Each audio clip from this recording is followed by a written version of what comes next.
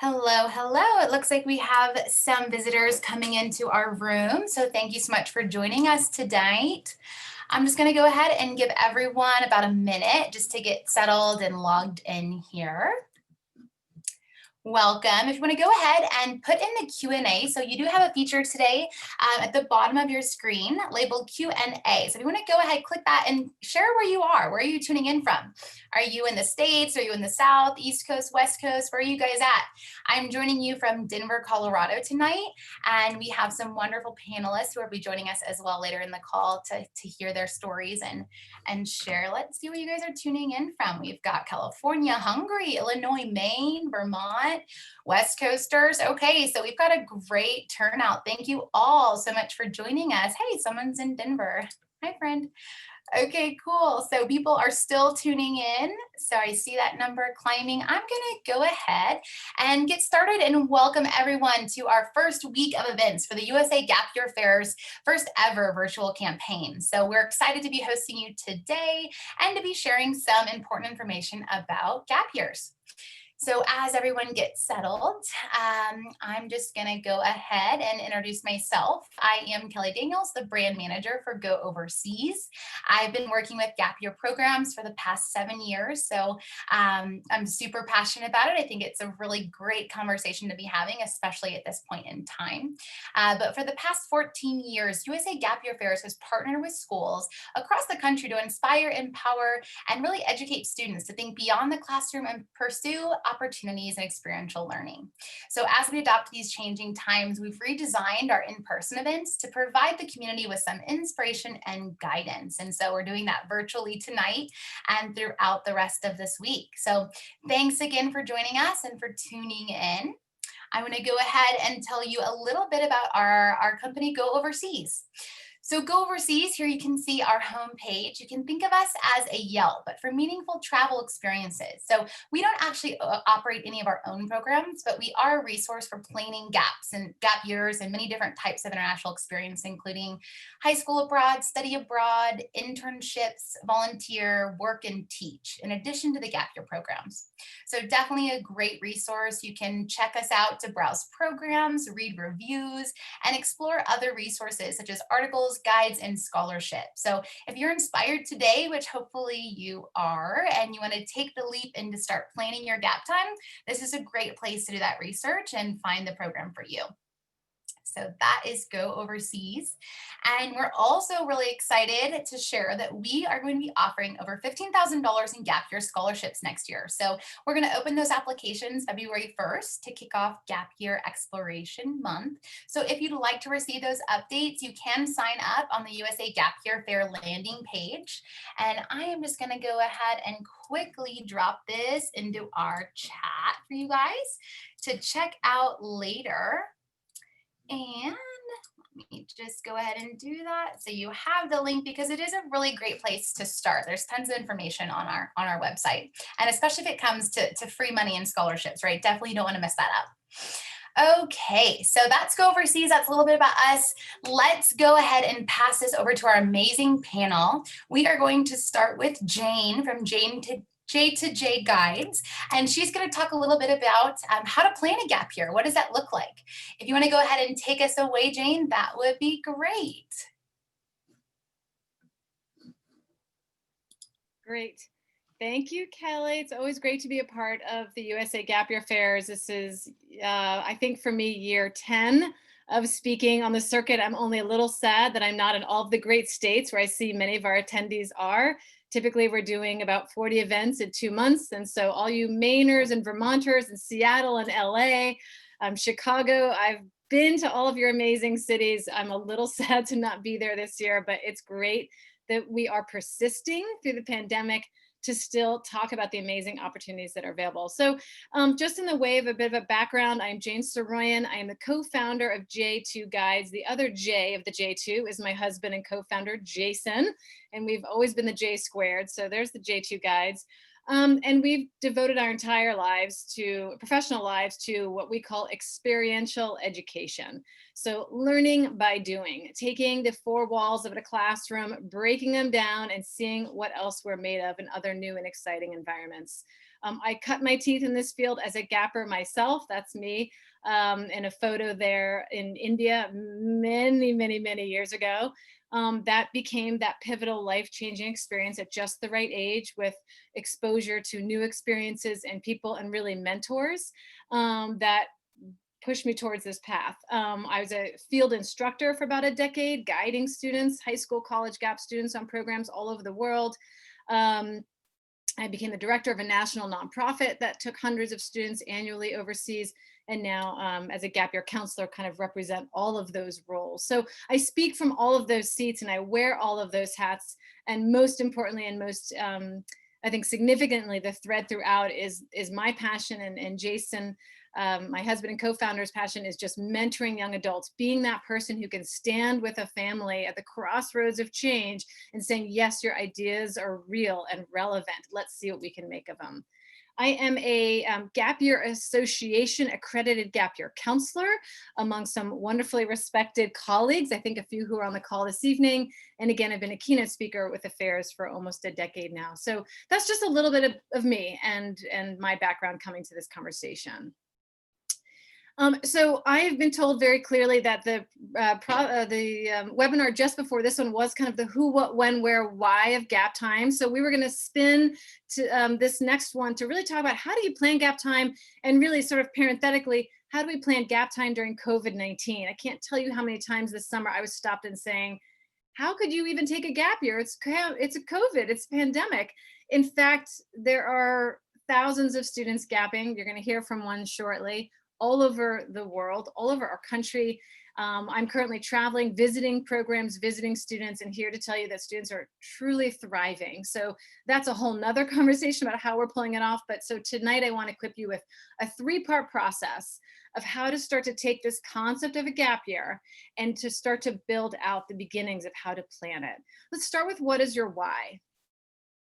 So this is a starting point with any family that works with J2 guides, because it's one thing just to sort of put your finger on a map and say, this is where I want to go. But usually there's some deeper reasons we want to get to before even starting that. So what is your why is a process of pausing to consider, what are your motivations? What are your reasons? There are no wrong answers to this question.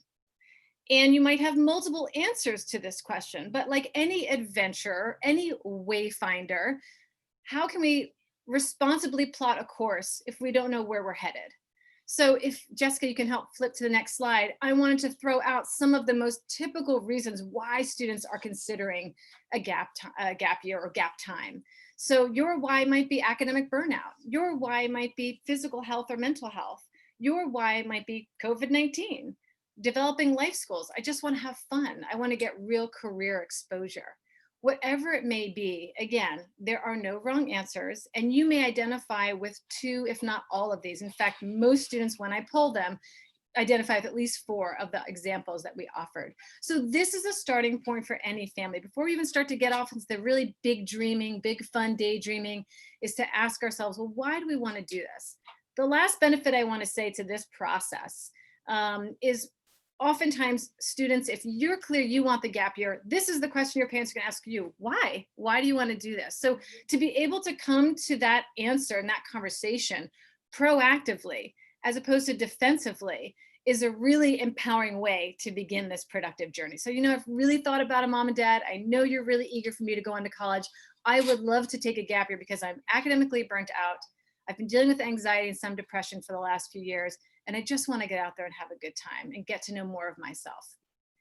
As a parent myself, if my young adult came to me with those clearly stated, thought out ideas, I would really take pause, and my ears would now be open and my mind would be open to what was following. So that's another really good reason. So what is your why? Step 1.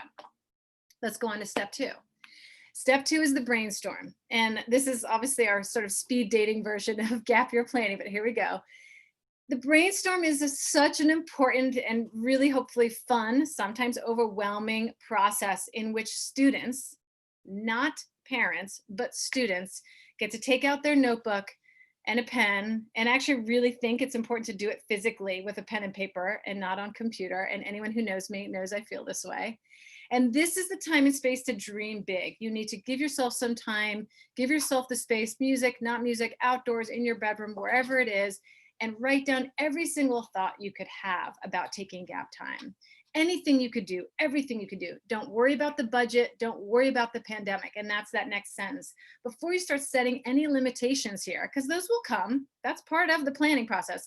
But dreaming big is where I, as a counselor, where I, as a parent, start to see my daughter or my students. That's where I see the passion. And now I know what we're trying to aim for. And again, those boundaries will come in. So if we give yourself that time and space to dream big, you might come up with a handful of ideas. And I'm going to have a few examples on the next slide.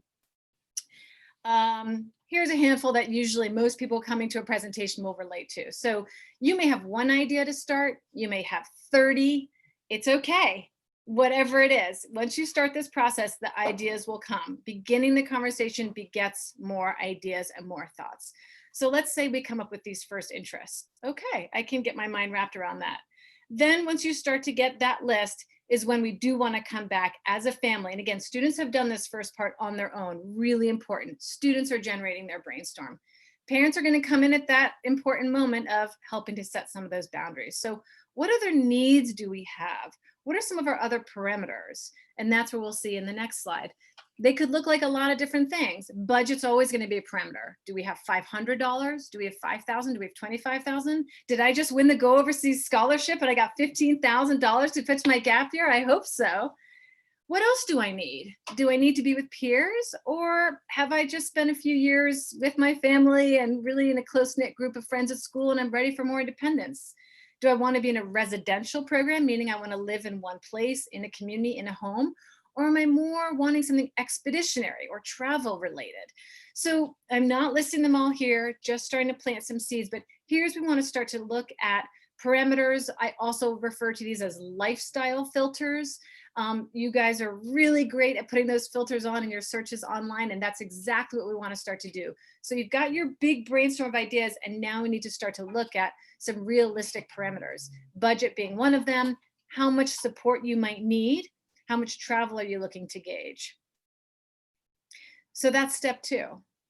Step 3 is a distinctly COVID approach, and that is called coming up with a plan A, B, or C. So what I did is I picked 2 of the goals from your brainstorm, from my brainstorm, Spanish and internship. And then on the left, you can see that I've offered a plan A, B, and C. And what this process does is it makes sure that your gap year continues to be built around your primary interests and goals.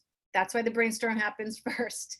But with COVID, we all know that things are changing daily, weekly, monthly. I don't have a crystal ball about what the winter of 2021 looks like, nor the fall, nor do you have that crystal ball, and we all want it.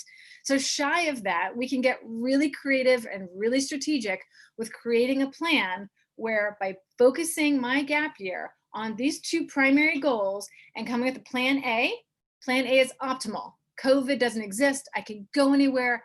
I could do anything. It really doesn't even refer to budget, right? Any of those parameters, they don't exist. My plan A really communicates my ideal way of achieving that goal. Plan B is more modified. So thinking about those parameters, thinking about the budget, thinking about COVID, how might I have to kind of modify achieving that goal? In Plan C, we've asked every single family that we've worked with to come up with basically a remote option, at least for the rest of this year, if need be, just because if we do, look what's happened. We have 6 options right now, a kind of mix and match interplay in pursuit of 2 of my 4 goals of my gap year.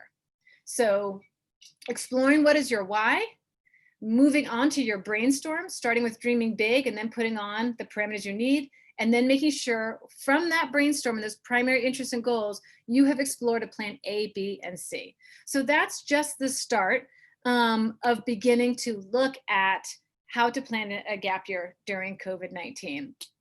I know I had a bit of a time limit. I think I fit right within it. So the contact slide is next. And I think that means I'm going to be muted and Kelly's going to take it away again. Great. Yeah, thank you so much, Jane. So let's go into hearing from Phoebe. So Phoebe Shaw is a mother of a gap year student who is currently on his gap year. So she's going to share with us a little bit about her experience as a parent, from that perspective. She's also worked with Jane, so I'm sure she can talk a little bit about that experience as well.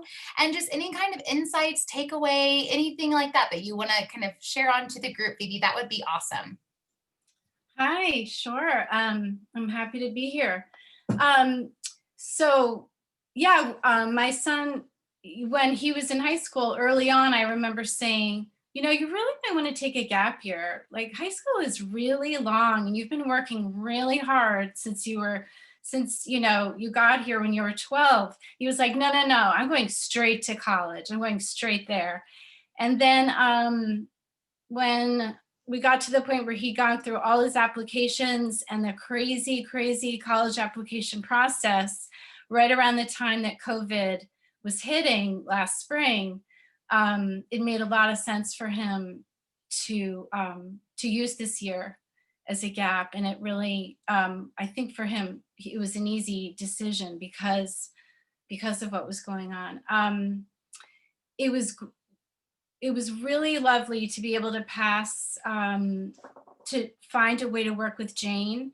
Um, Sally had a lot of ideas and the combination of structure and, as Jane has said, willingness to brainstorm and really let all of us just let him go as far as he needed to go with his thinking. And then to come back in and talk about really grounded things like money and time and place. Um, it was very good for us to feel that he could um, have his own focus and have his own structure and come to us, in which he did, and said, okay, I need to know what kind of budget. That was kind of one of the first things he needed to do with Jane, was to get real with us about what we could offer.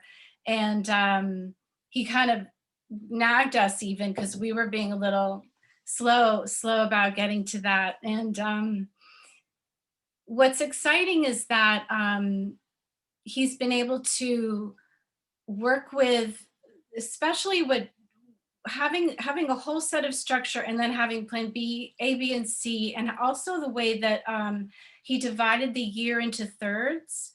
So there was a way to see how absolutely long the gap year could be going into August, when then college would start. I think enabled us to feel more relaxed about the kinds of limitations that COVID might be putting on us, as well as a sense of the first third being kind of the least independent, and then reaching out into a point where maybe in the final third, and he'll explain what his ideas are, he's going to be the farthest literally from home, and the most independent. I think that made us feel like it was going to happen in a big way, but in a way that felt safe for our family. One interesting point was when he was ready to take a road trip cross country to start his journey. And we called Jane and said, like, oh my God, it's COVID and they'll be needing to get groceries and they'll be going to places where people aren't wearing masks. And from the road, we talked with Jane about ways in which they would tag team when they shopped, ways they would plan, just some suggestions around ways for it to feel safe to us and for him to do what he planned to do. So it's been a really neat way to spend this year, this post high school year, when our family's so used to being together and so aware of each other and so on top of each other. This kind of in-between place. And I really can't imagine, in terms of how challenging high school is, he having to just dive right into an academic setting. I knew that he would put everything he has into it. And I felt that I wanted him to have some time to not have to worry about grades and pleasing teachers and making academic decisions. So we were super ready and super able to support it in any way that he needed to do it. Awesome. Thank you so much, Phoebe, for sharing your Sure. story. And Solly, if you want to take it away, I think we are dying to hear about what you're doing and what your plans are. Let's get a couple minutes and, share with the group what you got going on this year. Sure. Hi, everybody. I'm Solly. I use he, him pronouns. I should start by saying that there's no way that I'm going to fit everything that I want to say into these 5 minutes or into the Q&A or anything. So I'm just going to kind of throw things at you. I guess kind of the juiciest stuff is like what I'm up to, what the plans are. So like my mom was saying, I was planning to go straight to college next year. I went through a really, really long application process. I was applying to theater schools, so I was auditioning. It was a lot.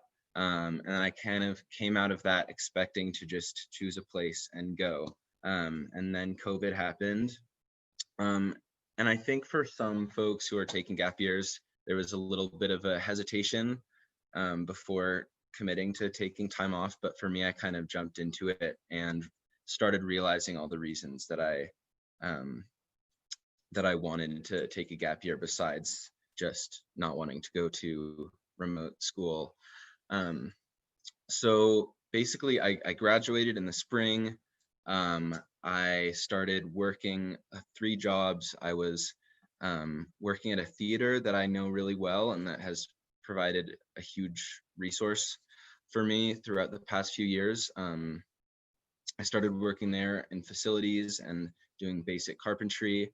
And then I also started working at a zipline course as a zipline tour guide, which was super surprising as an opportunity and like perfect for COVID times. And I also started being a DoorDasher, which is not the most glory-filled job, but I was really intent on becoming somewhat financially independent and creating this gap year for myself.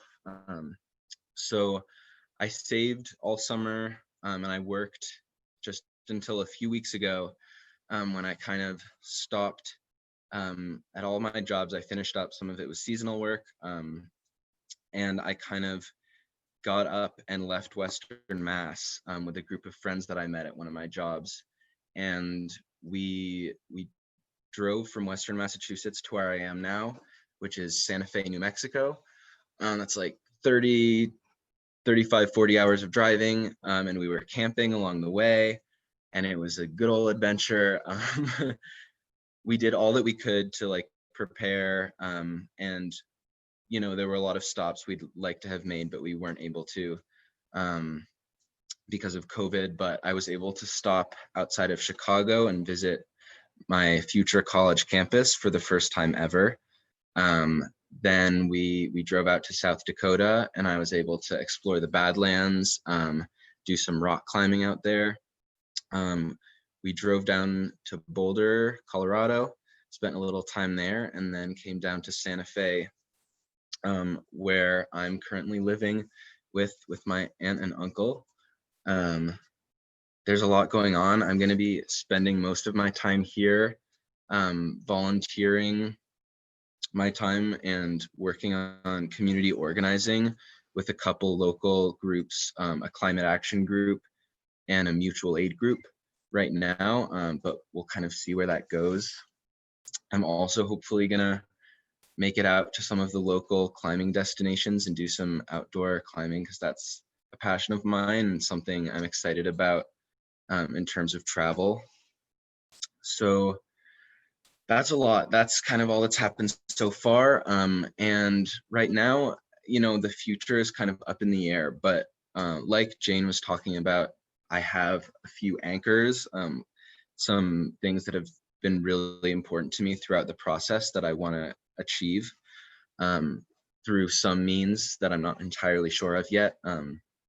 But my idea for the spring is to travel to Latin America, or possibly to another Spanish speaking area, and work in theater, perhaps as a student or an actor, or more likely as a stagehand, or basically anything that I can do, because I'm really interested in just throwing myself into that world. And so yeah, but that's totally up in the air. And I think what has been most grounding for me has been the kind of plan A, plan B, plan C, not putting all my eggs in one basket, but kind of setting up a variety of opportunities for myself. And I should say right now that in the spring, when I started planning my gap year, it was really overwhelming. And I kind of just had to have faith in the process and start laying out these basic concrete anchors that were rooted in my wayfinding experience. Basically, I think throughout, like, you can plan your gap year in a certain way, and everybody can follow kind of the same steps, but everybody's going to end up in a different place. And I think the most important thing is to figure out why you want to take a gap year, or I'm not sure exactly if that's the question, but why you want to do Holly, what you want to do. I think that is a perfect point to bring up a question that's on the top of my mind. And actually, it's a good transition into Q&A, because we do have a couple of questions that have been submitted. Just a reminder for everyone joining us tonight, if you have any questions, please pop them in that Q&A feature at the bottom of your screen. We do have about 10-15 minutes to go ahead and get through some of those. Solly, let's start with one for you. Somebody is just curious, where are you from and where are you planning on going to college? So I'll let you answer that. Sure. I'm from Western Massachusetts, a small town called Williamsburg near Northampton, Mass. I've lived there my whole life, and I'm going to college at Northwestern University in Evanston, Illinois, for theater. And yeah, I had never been there before about a week ago when I drove out there. Wow. And you mentioned just before I kind of jumped in that you are encouraging people to find their why, as Jane explained earlier. And what would you say is your why? You know, what led you to Gap Time? Sure. So my original why was COVID. Basically, especially as a theater student, I didn't want to be taking all my classes online, and I really wanted to have the experience of meeting other people my age, not just through Zoom. But that expanded so much. I realized very quickly that I was experiencing some academic burnout, and I really wanted space from that, and I wanted to learn in different ways, which is already happening. And I also wanted to kind of get a grounding in the professional world and what it's like to be working. And I think that's going to help me kind of go into college and not be overworked or stressed about that all the time. And also, when I come out of that experience, I'll be a little bit prepared and grounded in what it's like to be a working person. Yeah, that's awesome. That's really cool, Solly. Thanks for sharing. And another question that came up, Jane, maybe you would be a good one to hop in on this one, is do you have any tips for budgeting for a gap year? And then maybe Mom and Solly can chime in as what they recommend and what they how they handle it. Yeah, I'm so glad. If I had an hour, that would be one of my top goals, is to cover a whole piece on marketing. And as Solly knows, Jason and I teach a whole sort of module on budgeting, how to make the most of your budget. You don't have to have a ton of money to make a meaningful gap year happen. So a few thoughts. I think what Solly's doing right now is really empowering and inspiring, which is he's had this great adventure driving cross country with some new friends, seen some great places, got to see his school, and has landed in a town where there's family. So housing is one of the most expensive parts of a gap year, is where you're going to sleep every night. And so it's either a program and you're paying for it, or it's a hotel, or that is one of the biggest expenses. So one thing that we guide our students through is to go through a process that we call resource mapping.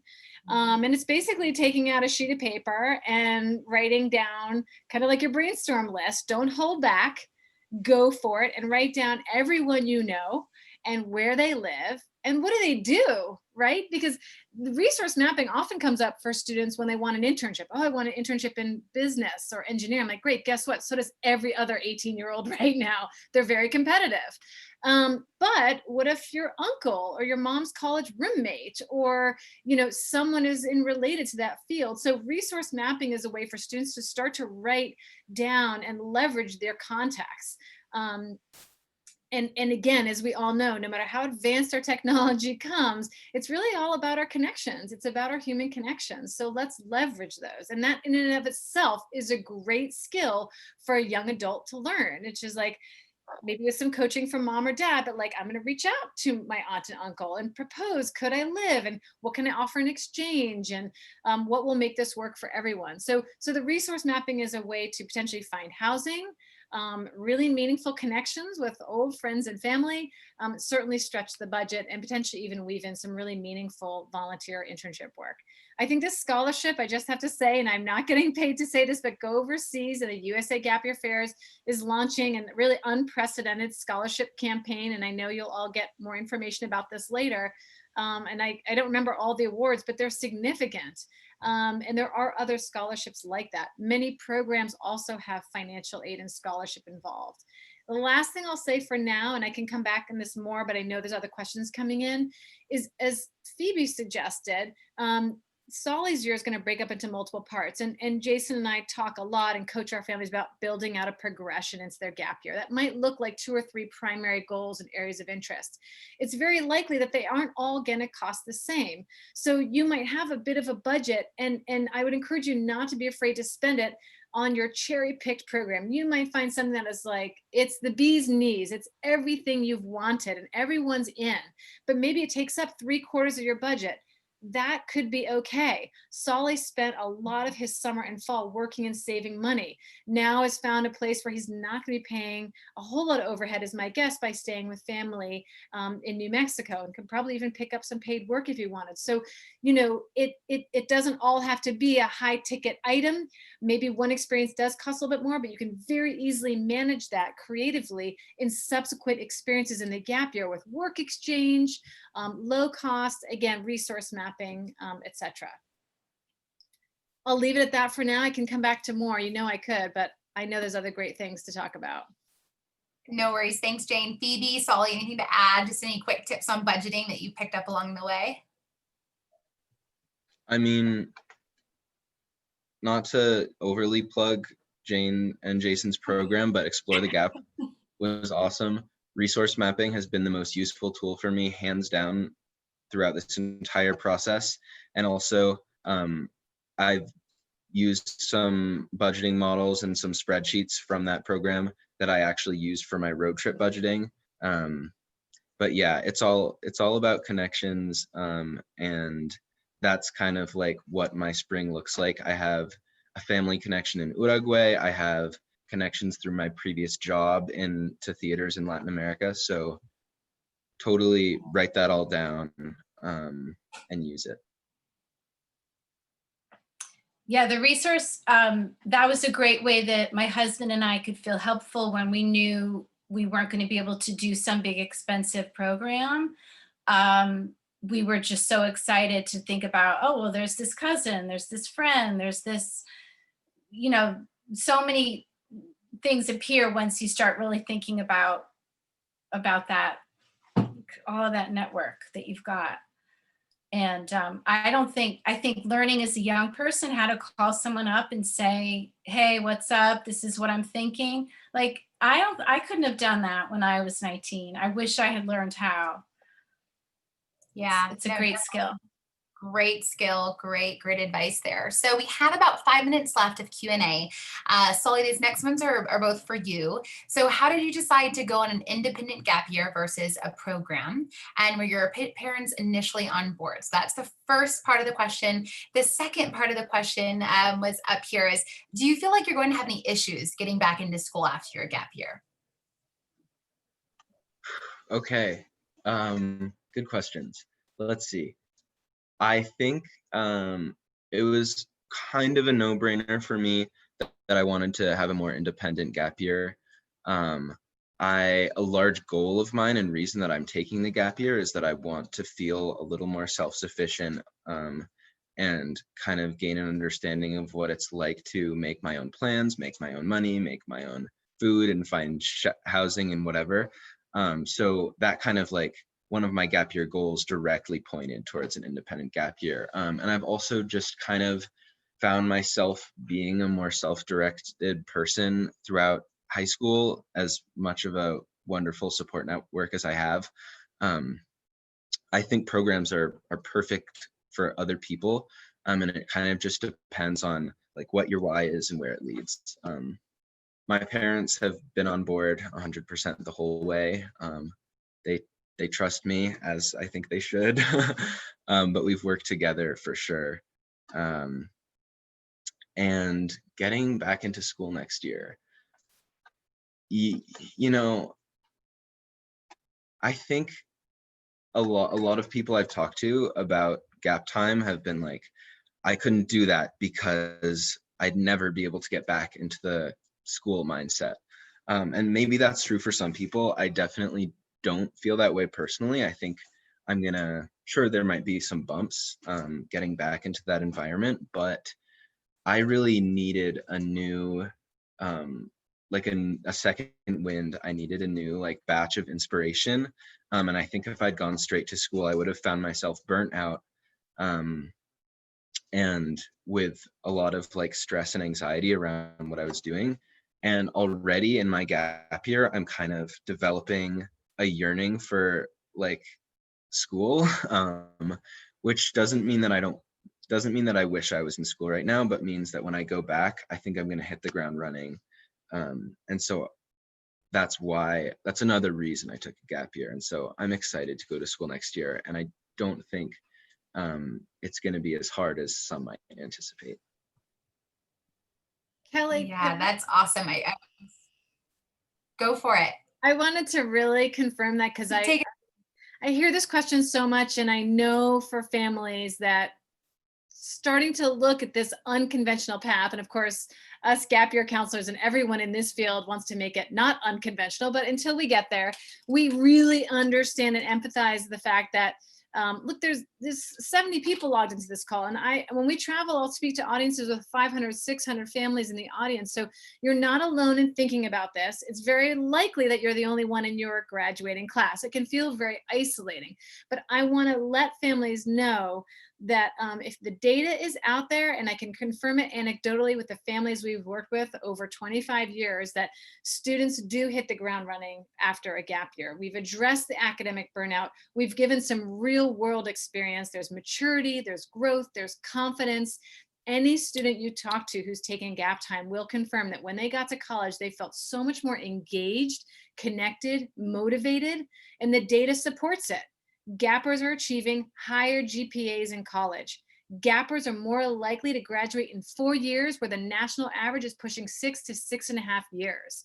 So the data is all out there. You could go to the Gap Year Association website. One of us can drop it into the chat box, but that's where a lot of data is found and accessible. But it does feel scary to step off the hamster wheel and try something different. But I can just tell you, on the other end of it, you will never hear someone say that they regretted taking this time. And if that's not enough, what you'll see in terms of their kind of worldliness, their citizenry and engagement on the college campus is really quite remarkable.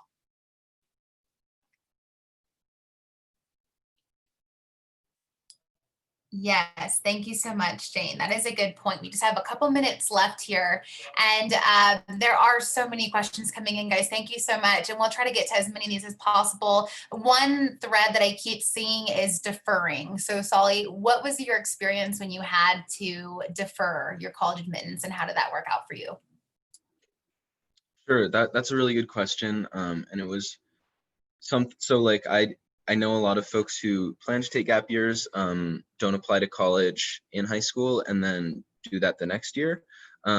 Some people are planning to take gap years and still apply for college in their senior year. I'm grateful that I got that process over with, but I definitely found myself being like, oh, I need to take a gap year. I don't know how to defer. This wasn't what I was planning on. And there was a little bit of stress involved with that. There are some schools who appear to be more accommodating of that than others. Some schools will encourage you to take gap time. But for me, I just kind of tried to approach it calmly, reached out to the school. It's great to just be in touch with people at your school, like talk to your admissions officer, um, ask questions, express why you want to take a gap year. And usually schools, whether or not they encourage people to take gap time, will have kind of a procedure laid out. So what I did was I just kind of found that on my school's website, or maybe by talking to someone, went through those steps, and it all worked out great. I mean, I know that there were concerns that they might be starting to turn people away from deferring later on. I don't know if that happened because I was lucky enough to make that decision early on. But I found that kind of initially stressful idea of deferring to actually be really easy. And all I had to do was be genuine about why I wanted to take a gap year and what I wanted to do with my time. And it worked. Yeah, that's great. Well, thank you again for sharing. I know a lot of students are worried about the deferral process. And so again, like Jane mentioned, GYA is a great resource. They have a whole bank of schools in their deferral policies. You can definitely check them out. You can check out programs on Go Overseas. A lot of you guys are asking about specific programs. You can use those search terms, for example, marine biology, sports medicine, all of those terms you guys are asking about. You can actually use those to search the website. So definitely do that. The final question of the night, Phoebe, I really want to pass this one to you because I think it's such a good one. What advice do you give parents and families? You know, I'm sure you've been asked, how can you let your son do this? And what are you worried about? So just anything to say to parents out there who are asking those same questions? Well, I'm only a third of the way through his year. So So far.